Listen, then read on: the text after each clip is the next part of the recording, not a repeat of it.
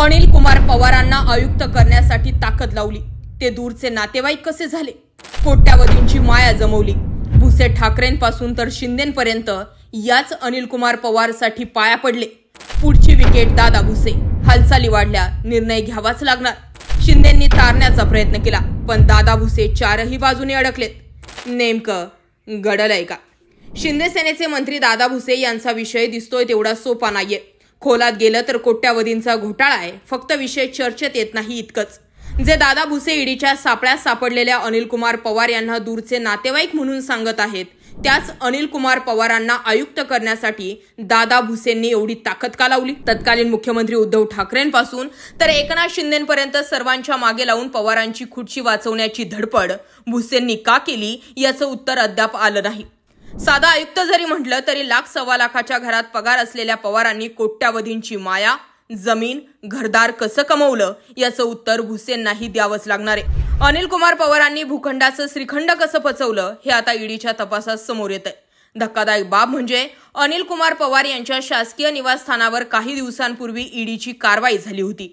धक्कादायक बाब म्हणजे काही दिवसांपूर्वी ईडीचे अधिकारी अनिल कुमार पवार यांच्या घरी आले असता पवार यांनी दरवाजा बंद ठेवून महत्त्वाचे पुरावे नष्ट केल्याचा आरोप केला जातोय। पवार यांनी महत्त्वाचे कागदपत्र आणि रोख रक्कम नष्ट करून फ्लश केल्याची सूत्रांची माहिती आहे। त्यामुळे आता ईडीच्या छाप्यात पवार यांच्याकडे कोणतं घबाड सापडतंय याकडे सर्वांचंच लक्ष लागलंय। दूरचा नातेवाईक म्हणून दादा भुसे यांना घोंगडत झटकता येणार नाही। दूरच्या नातेवाईकांसाठी भुसेंनी आपले जवळचे संबंध कसे वापरले हा खरा प्रश्न आहे, की मग पवारांच्या गफल्यात भुसेंनीही आपला काही वाटा राखीव ठेवलाय हे देखील समोर यायला हवं। वसई विरार परिसरात राखीव 60 एकर भूखंडावर बांधण्यात आलेल्या 41 अनधिकृत इमारती प्रकरणी झालेल्या भ्रष्टाचारात वसई विरार महापालिकेचे माजी आयुक्त अनिल कुमार पवार यांची सोमवारी ईडीने सपत्नीक 10 तास चौकशी करत जबाब नोंदवला। ते त्यांच्या पत्नीसह ईडीच्या वरळी येथील सीजे हाऊसमधील कार्यालयात सकाळी 10:30 वाजता दाखल झाले।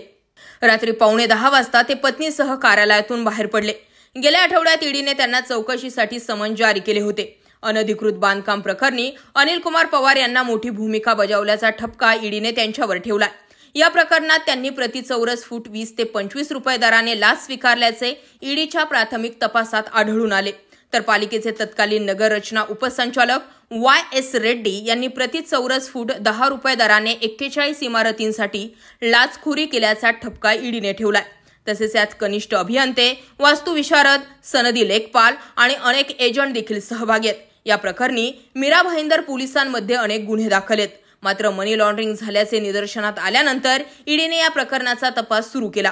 ईडीच्या अधिकाऱ्यांनी 29 जुलै रोजी अनिल कुमार पवार यांच्या निवासस्थानासह 12 ठिकाणी छापेमारी केली। त्यावेळी नाशिक येथे त्यांच्या पुतण्याच्या घरी 1,33 लाख रुपयांची रोख रक्कम आढळून आलेली आहे।